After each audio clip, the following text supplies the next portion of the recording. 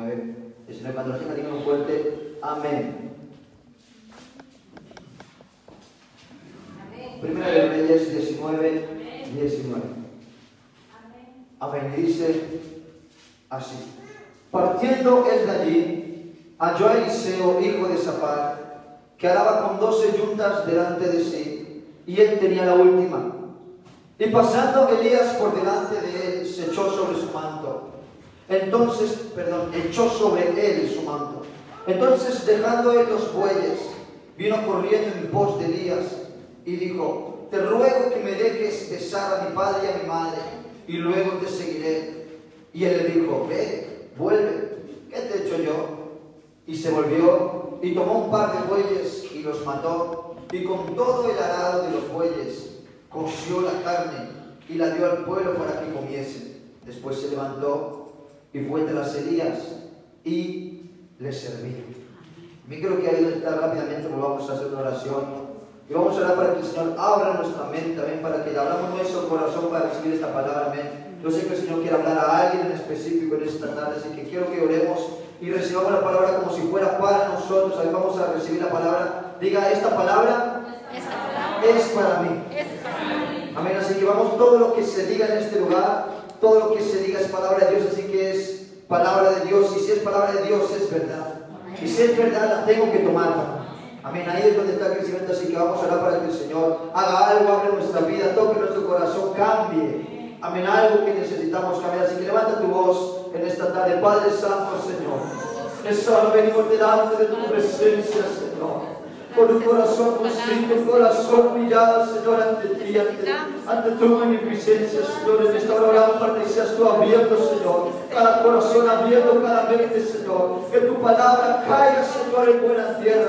Que tu palabra pueda germinar, Señor, en cada corazón, en cada vida, Padre Santo, porque tú eres un Dios perfecto en lo que hace y lo que permite. En esta hora, Señor, habla mi vida, Señor, habla mi corazón, transforma, Señor, lo que tú quieras transformar en esta tarde. En el nombre poderoso de Jesús, habla, que tu iglesia escucha, habla, que tu siervo escucha, Padre Santo, en el nombre poderoso de Jesús de Nazaret. La fuerte gloria a Dios, puede tomar su asiento ahí donde está.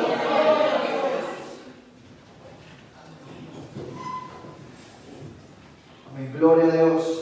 En estos días, amén, yo estuve dando este mensaje, amén, también ahí en mi iglesia, amén, en la ciudad de Sabadell. Por cierto, un gran saludo, amén, de parte de mis padres y para ustedes, iglesia. Así que reciban un saludo, amén, de parte de la iglesia Monte de Sion de Sabadell. Y yo estaba, amén, hablando con un hermano y un día de estos y me empezó a hablar sobre una historia, amén. Es un hermano muy apasionado que es de mucha oración, y él me decía, me contaba una historia, amén.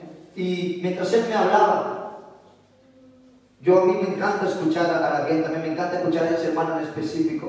Y él empezó a contar la historia de José con una pasión, con un fervor, amén, con algo diferente. Tantas veces que hemos escuchado su historia, pero este hermano la explicaba de una forma tan original, tan diferente al resto. Y se me quedó algo que él dijo, y ahí es donde quiero sacar todo este mensaje, amén. Voy a hablar acerca de la historia un poquito de José, amén, que todos conocemos la historia de José con la túnica de colores, amén. Pero hay un episodio en esta historia donde José, amén, todos sabemos que fue vendido por sus hermanos y él acabó en Egipto.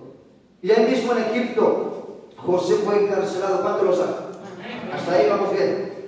Excelente. Ahora me quiero centrar en ese pedacito, amén, donde José fue encarcelado.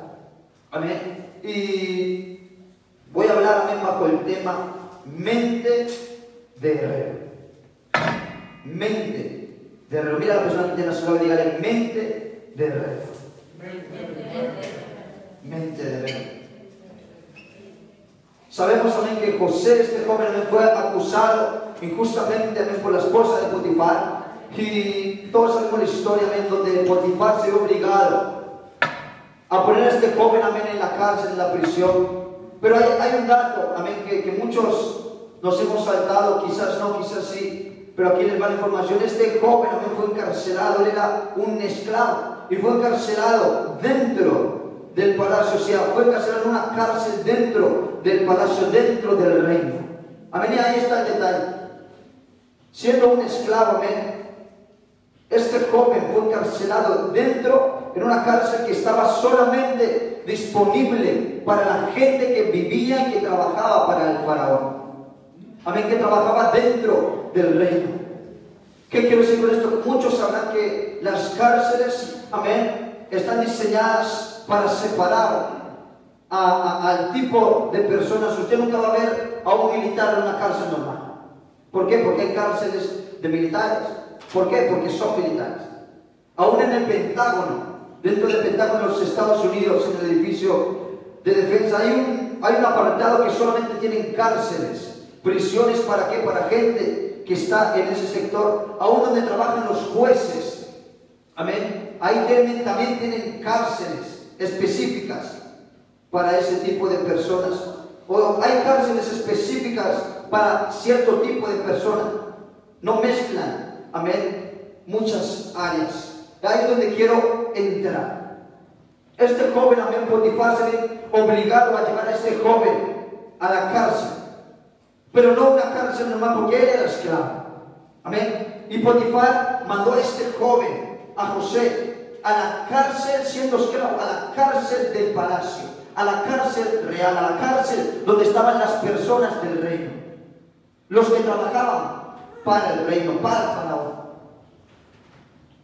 Y esto me deja a mí entender algo de que Potifar pudo ver algo que yo no sé qué vio, pero vio algo en este esclavo José.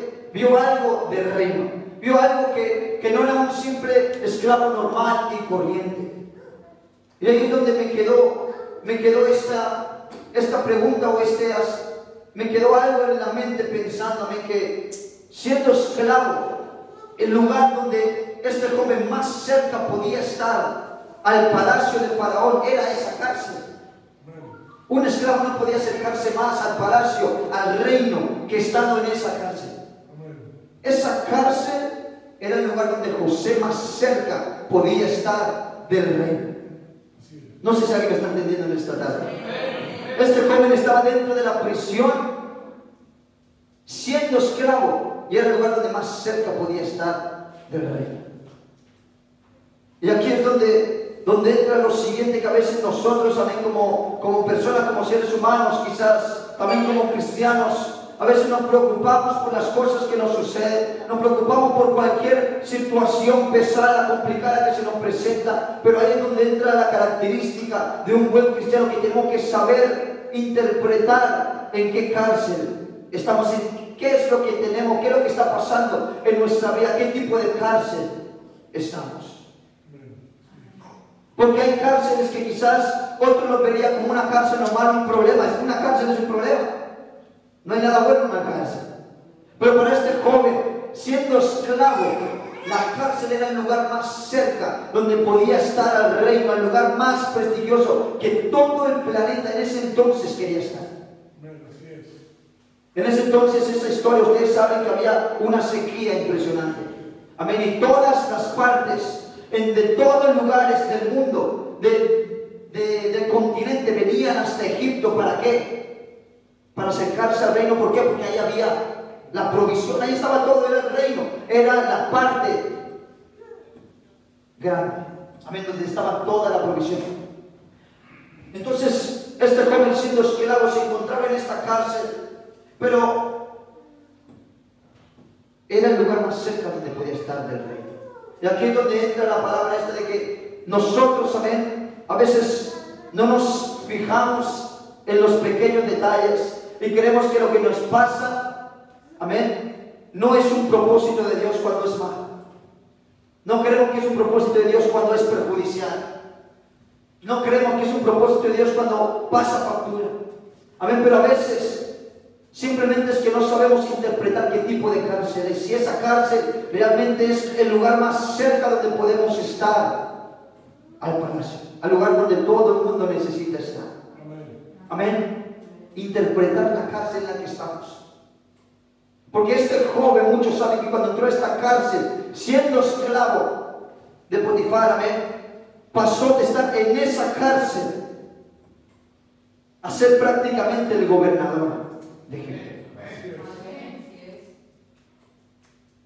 Él en esa cárcel cuando entró, amén, yo me lo imagino, ¿no? Injustamente. O sea, quiero que se metan en la cabeza. A él, injustamente, la mujer de Potifar engañó a Potifar porque ustedes saben la historia. Entonces este joven fue a la cárcel injustamente. Ahora, él era joven. Amén. ¿Qué habrá pensado, no, estando en esa cárcel, viendo a ese tipo de personas que si estaban allá era porque habían hecho algo desagradable al rey, algo que no era correcto?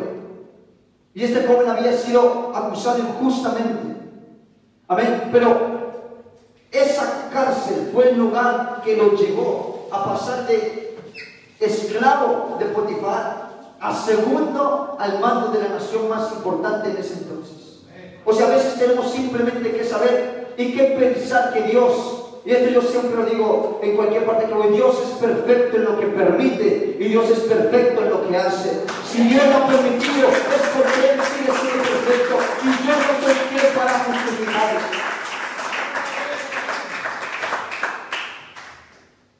Dios es perfecto en lo que hace y Dios es perfecto en lo que permite. ¿Por qué va a permitir cosas que a veces nosotros no entendemos injustamente, ¿cierto? Injustamente, traicioneramente entramos en esos lugares. Pero ¿qué pasa? Que esos lugares son lo que Dios permite, porque Dios siempre trabaja con propósito. Dios no hace nada sin propósito. ¿Por qué? Porque Él es perfecto. Él no es simplemente que está jugando con nosotros a ver qué pasa si yo hago esto. No, Él ya sabe lo que va a pasar. Amén. Él solamente quiere probar si nosotros resistimos o aguantamos. Él quiere probar y saber de que tú sepas lo que tienes. Ese es el problema de muchos cristianos, que no sabemos lo que tenemos. No sabemos lo que tenemos. A veces confundimos la cárcel con algo malo, con algo negativo, en vez de estar alegre, porque ese lugar va a ser el que nos va a dar el salto a donde el Señor quiere llevar. Y aquí es donde entro, quiero que escuchen esto. Esta predica, amén, la quiero basar, este pedacito, lo quiero basar en un programa, amén, que muchos habrán visto, que a mí me gusta mucho, mi papá también siempre lo ve, de Discovery, que es de unos herreros. ¿Alguno ha visto un programa de herrería en Discovery, cierto? Que son herreros que tienen que hacer una competición, ¿cierto? Amén. Pues los que lo han visto me van a entender un poquito y los que no, también me van a entender. Entonces, aquí son 3 herreros, amén, en este caso, o más, pero finalmente son 3 en los que ellos tienen que competir. Amén. Tienen unos jueces, 3 jueces, que son expertos en ese asunto de herrería. Y estos 3 jueces tienen que puntuar y ver cuál de esos 3 herreros es el mejor. Amén. Entonces estos 3 es lo que tienen que hacer, darlo todo, ser los mejores. ¿Para qué? Para ganar. Amén. Entonces aquí es donde entran las pruebas, ¿no? Ellos tienen que empezar a hacer cuchillos, pero lo que me llamó la atención de este programa es la palabra que ellos tienen que hacer cuchillos funcionales. Amén. Cuchillos funcionales. ¿Qué quiere decir funcional? Muy fácil, ¿no? Que funciona. Amén. Tienen que ser cuchillos que funcionen. En este caso tienen que ser cuchillos que corten y que pasen todas las pruebas que ellos tienen que pasar. Amén. Entonces ellos tienen que conseguir forjar un cuchillo que corte cualquier asunto de lo que los jueces lo vayan a probar. Amén. Entonces ahí es donde entra todo el tema de si el cuchillo, porque hay cuchillos, no hay cuchillos de cuchillos. Ustedes todos en casa tienen un cuchillo que no corta y sigue siendo un cuchillo, pero no corta. Amén. Sigue siendo un cuchillo, pero no corta. ¿De qué sirve? De adorno, de nada más, porque no lo usamos. ¿Qué usamos? Los cuchillos que cortan. Esos son los cuchillos que se van a usar. Amén. Y eso fue lo que pasa, amén, también en la historia de Elías. Elías, amén, el gran profeta de Dios que todos conocemos. El gran profeta de Dios. Muchos sabemos la historia que él le cogió el miedo porque lo iban a matar. Amén. Y él corrió y empezó a huir y se escondió. Amén. Porque a pesar de todo lo que Dios había hecho con él, él no había visto lo que tenía realmente. Siendo un gran profeta de Dios, él no sabía lo que tenía. Porque estos herreros de Discovery, ellos cuando van a hacer cuchillo, usted no crea que le dan un cuchillo ya hecho o algo hecho, no. Ellos le dan un lugar lleno de metales, lleno de cosas. Y me causó curiosidad algo, que vi que uno de esos herreros cogió unas cadenas. Amén, cogió unas cadenas y la empezó a mirar. Y empezó a mirar esas cadenas. Y los ojos le brillaban, hermano. Estaba emocionado por esa cadena, por ese material. Y él miraba esa cadena y miraba todo y él estaba diciendo, wow, qué cuchillo voy a hacer con esto. ¿Qué arma voy a hacer con esto? Con este pedazo de cadena vieja. Era una cadena vieja. Y es donde quiero entrar. Que esa cadena vieja, amén, así mismo es lo que hace Dios con nosotros. Él va caminando, amén, él va y encuentra una cadena vieja. Que las cadenas viejas generalmente se usan para atar bicicletas viejas y puertas de metal oxidadas. Para eso se usan las cadenas. Y este herrero cogió la cadena, que no sirve para nada, más que para atar cosas y estar quieto. Y cogió esta cadena, amén, y empezó a mirar, wow, un cuchillo voy a hacer con esto. ¿Qué cuchillo? ¿Cómo corta este cuchillo? ¿Cómo corta este cuchillo? Siendo una cadena podrida, oxidada. Amén. Y eso es lo que hace Dios con nosotros. Él nos encuentra, amén, en un estado en el que nosotros mismos no nos creemos. ¿Y qué hace el Señor? Él nos coge. Y claro, nuestra mentalidad de qué es, de cadena. He estado toda mi vida atando ¿qué? Bicicletas o puertas. He estado toda mi vida ¿qué? En el suelo quieto. He estado toda mi vida ¿qué? Pues siendo usado para lo mismo, utilizado para lo mismo y utilizado para lo mismo. Porque una cadena cuando se pudre, ¿qué pasa? Se sustituye por una nueva. ¿Por qué? Porque ya no sirve. No es lo mismo usar que utilizar. No es lo mismo usar que utilizar. Amén. Entonces una cadena vieja, ¿qué hace? Se desecha, se consigue otra. Pero Dios, ¿qué hace? El Señor viene y encuentra una cadena de este tipo y empieza a mirar, wow, qué cuchillo voy a hacer con esto. ¿Por qué? Porque un herrero no solamente es experto con sus manos, no solamente se conoce por el trabajo de sus manos, sino por su imaginación. Amén. Un herrero es más bueno en su imaginación que en sus manos. Porque si no tiene claro lo que va a hacer, no va a poder hacer, por más buena mano que tenga. Ahora, nadie nunca va a saber qué piensa un herrero antes de hacer un cuchillo. Solamente él. Y ahí es donde entra el proceso. Ahí es donde entra todo de que el Señor nos consigue como una cadena podrida. Que nosotros quizás no, pues nuestra vida que es trabajar, ir a casa, comer, ver la tele, dormir, pagar deudas, trabajar. Esa es la vida de mucha gente. Y ya está. Y así toda su vida y se van a morir así. Toda su vida sin qué, sin un propósito. Vive para trabajar, para pagar deudas. Y lo que le queda para comer o el alquiler. Esa es la vida del ser humano, sin propósito. Voy a alguien que... No. Entonces ahí es donde entra el Señor. Y nos saca. Amén, coge esa cadena, coge esa cadena vieja y empieza a mirar algo. Amén, empieza a decir, este me va a servir para cosas grandes. Este cuchillo yo voy a cortar muchas cosas con eso. ¿Y el qué hace? Usted sabe que para forjar en ese cuchillo tiene que pasar por un proceso.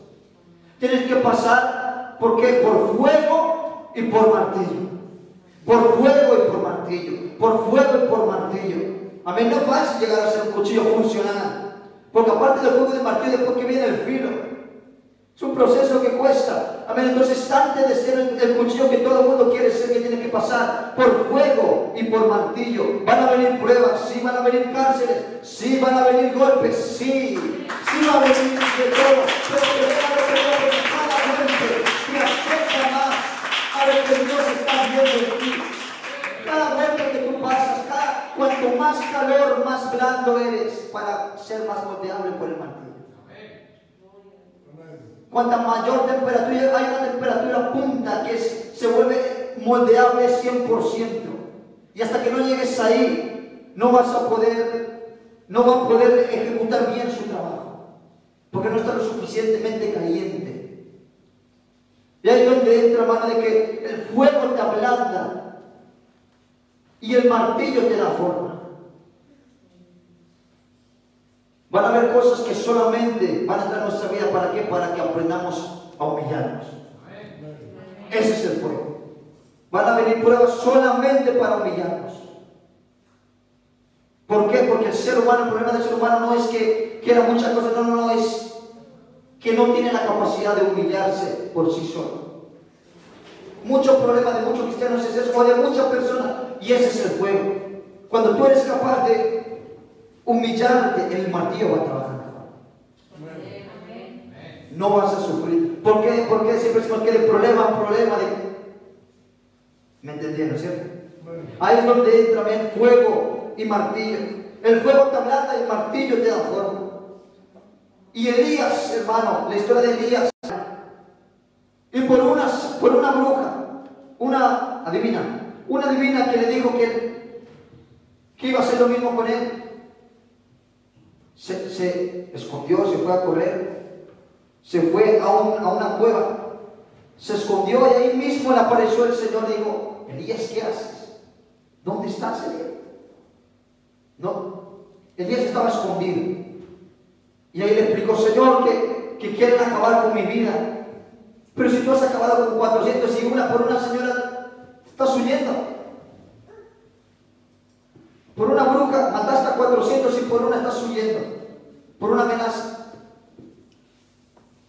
Y ahí es donde entra el papel de que Elías no quiso seguir. No quiso seguir. Ahí es donde Dios le dijo: listo, no importa. Vas y me unges a Eliseo, que fue lo que vimos antes. Amén. Y hay algo curioso, amén, que en esa época los profetas, había un tipo de escuela de profetas. Amén. Esto, para que no lo sepan, ya lo saben. Había una escuela de profetas que ellos básicamente entrenaban no solamente a los profetas, sino a los hijos de esos profetas también. Amén. Ellos los entrenaban para que aprendieran cómo profetizar, interpretar profecías. Les daban instrucciones, amén, de cómo discernir también la profecía, cómo desarrollar la habilidad de profetizar. Amén. Básicamente habían abierto, digámoslo, como ahora mismo, un instituto de profetas. Lo más tremendo, amén, es que el personaje que Dios le dice a Elías para ungir nunca había ido a una de estas escuelas de profetas. Entonces yo me imagino a Elías, ¿no? Cuando Dios le dice: vas y me unges a Eliseo. Elías también en su mente habrá pensado: pero Señor, si ese muchacho nunca ha ido, nunca ha estudiado, no se ha preparado en la escuela de profetas hay muchos que se están preparando, hay muchos más preparados que él. ¿Por qué vas y me ordenas a mí que unja a este que mantiene detrás de los bueyes con su familia, a este granjero? Habiendo tantos profetas que se están preparando, que quieren y que están pagando precio, porque están pagando precio para prepararse. ¿Por qué vas y me unges y me dicen que unja a este Eliseo? No, eso pudo haber pensado Elías, porque era así, había mucha gente preparándose. Y Dios le dijo: no, me vas y me unges a Eliseo. Y pudimos leer, amén, como cuando Elías coge el manto, amén, y se lo pone a Eliseo. Eliseo, ¿qué hace? Amén. Elías le dice: sí. Y ahí es donde entra un punto que es muy importante, y con esto ya voy a ir terminando. Es que yo estaba orando, amén, en estos días, y yo le decía al Señor que por qué a veces la iglesia, amén, en este caso yo oraba por la iglesia ahí en nuestra ciudad, en Sabadell. ¿Por qué la iglesia quizás, o por qué las iglesias se estancan, ¿no? ¿Por qué las iglesias no fluyen, no crecen? Porque hay un momento en el destacamiento. Y hay algo que yo pude sentir, amén, que es que el Señor, amén, Él está cansado de los metodistas, amén, que a toda la iglesia le está poniendo métodos, le está poniendo pasos, lo está que, como lo hicieron también en esa época, amén, le está poniendo paso 1, paso 2, paso 3 y paso 4. Amén. Que si no se hace así, no se puede. Que no se puede crecer sino tal. Amén. Los metodistas. Que eso es un problema, amén, que es muy grande en la iglesia. Y hay que saber de que, como en ese entonces los profetas habían creado una escuela, un paso 1, si tú haces esto, después vas a ir al paso 2, después vas a ir al paso 3 y vas a ir al paso 4 y así vas a ir creciendo. Amén. Pero el Señor, ¿qué hizo? Él rompió todo eso. Amén. ¿El qué hizo? Él dijo, no me importa eso, yo voy directo, yo hago lo que yo quiero. Yo voy y unjo al que yo quiero, no al que tú quieras, no al que quieras, sino al que yo quiera. Amén. El Señor no quiere metodistas. Muchos dicen que ninguna iglesia puede abarcar o impactar al mundo si no está en Estados Unidos. Y lo he escuchado muchas veces. Si no eres de Estados Unidos no puedes hacer nada en el mundo. Amén. Eso es mentira. Eso es un metodista. Amén. O que la iglesia no va a crecer si no hacemos esto y después esto, porque ¿qué lo hace? Otra iglesia. Que porque esa iglesia lo hace, nosotros también lo tenemos que hacer. Eso se llama ser metodista. Amén. Usar métodos de otros.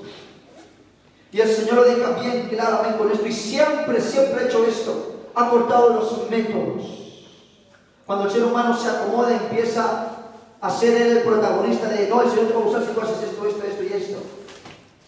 Que no es lo que Él estipuló, que simplemente son 3 pasos, ayuno, oración y lectura. Si no es eso, ¿qué más? Amén. Entonces la iglesia ha metodizado muchas cosas. Y yo siento, amén, decir en esta hora de que el Señor no quiere métodos. Amén, porque a veces creemos que las cosas se hacen así. Si Eliseo hubiera sido un metodista, cuando Elías le entregó el manto, le puso el manto encima, él hubiera dicho, pero esto a mí no me lo han enseñado. Esto no es así porque no me lo han enseñado así. Para ungir un profeta, el paso 1 es que venga alguien y te unja la cabeza con aceite. Paso 2, que venga el profeta y te seleccione. Paso 3, paso 4, paso 5, paso 6. Si hubiera sido metodista, hubiera preguntado todo eso. Pero él que fue sensible a la voz de Dios. Cuando Elías le puso el manto y le dijo, sígueme. ¿Qué hizo Eliseo? Le dijo, déjame que vaya donde mi madre, donde mi padre, les dé un beso y me enseñe. Y así fue. Y después, ¿qué hizo? Lo siguió. Amén. Porque Dios no quiere usar a ninguno de esas escuelas. El Señor no quiso usar ninguna de esas escuelas porque ya estaban entrenados en una línea, ya estaban entrenados en unos pasos. Y el Señor dijo, esta gente va a ser un obstáculo para mí, esta gente va a ser un estorbo para mí.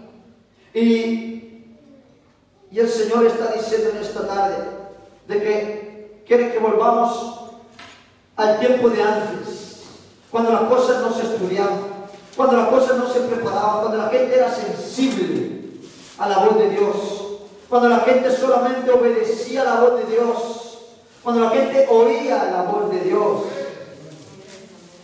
Porque eso es lo que se ha perdido. Que la gente ya no está oyendo la voz de Dios, que la gente ya no sabe qué hacer si alguien no se lo dice. Y ese es uno de los motivos por que las iglesias se están estancando.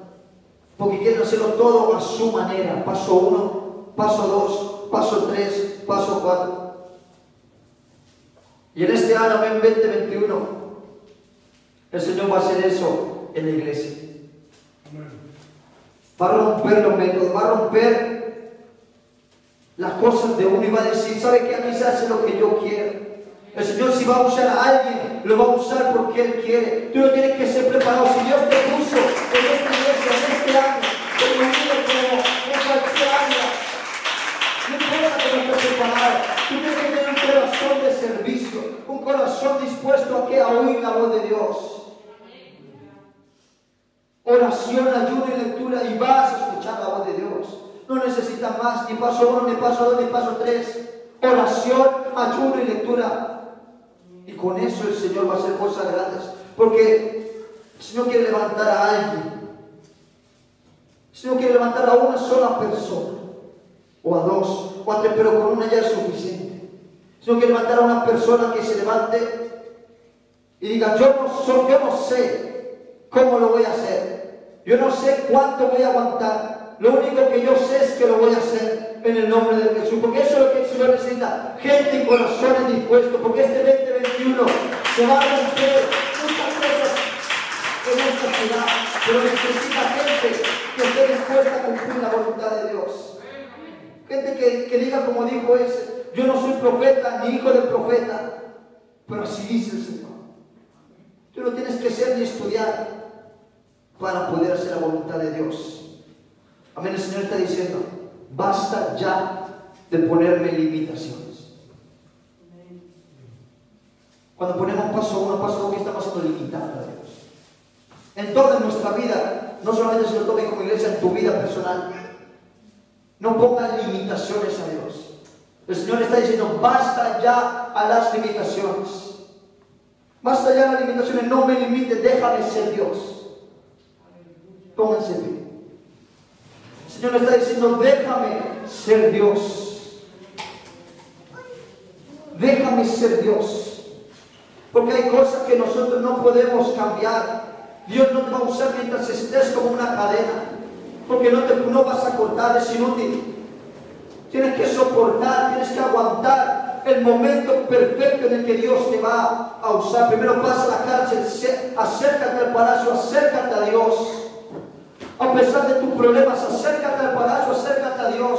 Y tarde que temprano vas a cortar. Pero no pretendas cortar o ser usado cuando no tienes filo. Porque eso se llama vivir de apariencia. No, es que yo hago, yo hice. El Señor no quiere esas cosas. El Señor quiere simplemente corazones dispuestos. Tú no, este año, en el liderazgo, yo no sé quién, el pastor y Dios a quién van a poner este domingo. Pero yo sé que hay gente que a veces piensa, pero ¿por qué me escogió a mí si esta persona lo puede hacer mejor que yo? ¿O por qué confió en mí si yo no sé hacer estas cosas? Yo no sé liderar a un grupo, yo no sé, yo no puedo. Pero que el Señor no necesita eso a Él, eso no le importa. El Señor, si te va a usar, te va a usar con o sin. El Señor solamente quiere tu corazón dispuesto a seguir la voluntad de Dios. Paso número 1, con esto ya termino. Cuando el Señor te selecciona, como esa cadena, ¿Él qué hace? Lo aparta. Porque le gusta el material, lo aparta. Porque ese material es útil para Él. Quizás no para nosotros, pero para Él es útil. Y el Señor, ¿qué va a hacer? Te va a separar. Él te va a separar. Si tú ya estás en esta iglesia, si tú ya estás en este lugar, es porque ya eres un material listo para ser procesado. Ya eres un material escogido por Dios. Dios ha visto algo que quizás tú no has visto. Dios ha visto algo que quizás tú todavía no te lo crees, no te lo imaginas. Pero si ya estás en este lugar es porque Dios ha visto algo. Dale un fuerte aplauso si lo crees. Quizás estás aquí es porque Dios ha visto algo que tú no has visto. El Señor separa el material. Después que viene el proceso, el fuego y el martillo. Ya estamos aquí. Hay un propósito. Dios no hace nada sin un propósito. Ya estás aquí, hay un propósito. Ahí es donde viene el segundo paso, el fuego y el martillo. Eso va a ser lo que te va a acercar a Dios. Eso va a ser lo que te va a dar la forma que tú necesitas. ¿Y qué va a pasar en ese proceso? ¿Qué es lo importante del cuchillo? Que aguante, que resista. Así que yo sé que alguien va a tomar esta palabra que voy a decir ahora. Solamente es cuestión de aguantar. Es cuestión de soportar. No te partas en el proceso, no te partas. Porque si te partes, no es que Dios hizo mal, no es que Dios trabajó mal. Es que tú te partiste porque no pudiste aguantar. Estás en la mano de un buen herrero.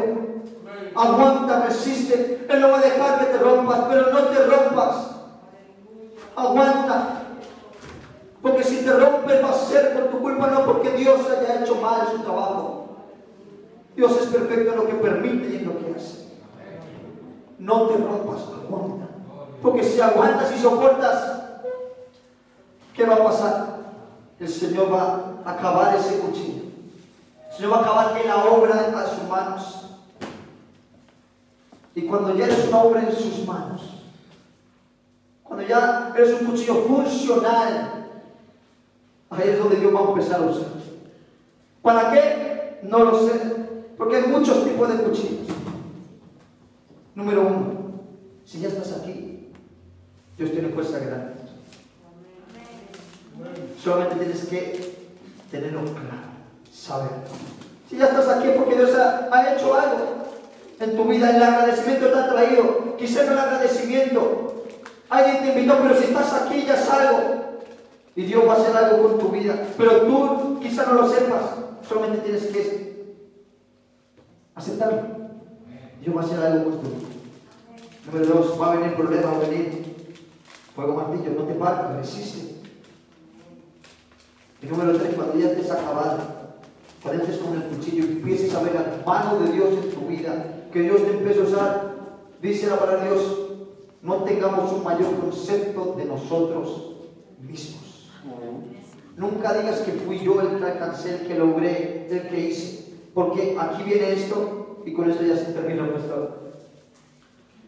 Y yo siempre digo esto, y es una carga que yo tengo en mi corazón. Que cuando Dios empieza a usar tu vida, ¿para qué? No lo sé, solamente Dios lo sabe. Cuando Dios empieza a usar tu vida, no tengas un mayor concepto de ti mismo, porque ahí es donde entra la clave del cristiano. Cuando el cristiano entiende esto, va a ver la mano de Dios. ¿Alguien quiere ver la mano de Dios en este lugar? Levanta tu mano si tú quieres ver la mano de Dios en tu vida, en tu familia, en algo. Escucha esto y tómenlo como la palabra de esta tarde. Si tú te humillas ante Dios, tú reconoces, yo no soy nada. El Señor ya te está usando, pero recuerda lo que eras antes. Esa cadena que ahora eres un cuchillo hermoso. Dios te usa, Dios hace cosas grandes contigo. Pero no se te olvide que eras una cadena podrida que solamente servía para lo mismo. Ahora tienes una funcionalidad. Que no se te olvide de dónde Dios te sacó. O de dónde Dios te está sacando. Eres una cadena podrida, el Señor te va a usar ahí donde viene. No tengas un mayor concepto de ti mismo, humíllate, porque si te humillas, serás exaltado. Y cuando te humillas, Dios dice, mira mi hijo, yo he hecho tantas cosas a través de él, y él se sigue humillando diciendo que no ha hecho nada. ¿Qué va a hacer Dios? Seguir usando. Y cada vez que dice, de gloria en gloria, hasta que el día es perfecto. Bueno, así que yo quiero que pase aquí al altar, amén. Vamos a hacer una oración. La persona que diga, yo sé que si ya estoy aquí, es porque Dios tiene un propósito grande. No lo veo todavía. Como decía la canción, aunque yo no lo puedo ver, Él está obrando. Aunque yo no lo vea, Él está obrando. Aunque yo todavía no vea lo que voy a alcanzar a hacer en la mano de Dios, Él ya está trabajando en eso. Quizás tu cáncer, tu problema, inconscientemente es el lugar más cerca donde puedes estar a Dios, pero no lo sabes. Así que en esta hora, alguien que quiera decir y tomar el manto y tomar la responsabilidad de decir, voy en serio. Este año va a ser un gran año solamente para la gente que pueda creer. Porque ¿qué dice? Que nosotros no veremos las mismas cosas que Egipto. El pueblo de Dios no sufrirá las mismas enfermedades que Egipto. Si tú estás bajo la autoridad de Dios, créanme que van a haber cosas grandes este año, pero tú tienes la responsabilidad de tomar, amén, en serio las cosas. Yo creo que pasa aquí al altar, pasen todos, vengan aquí al altar, vamos a hacer una oración rápida.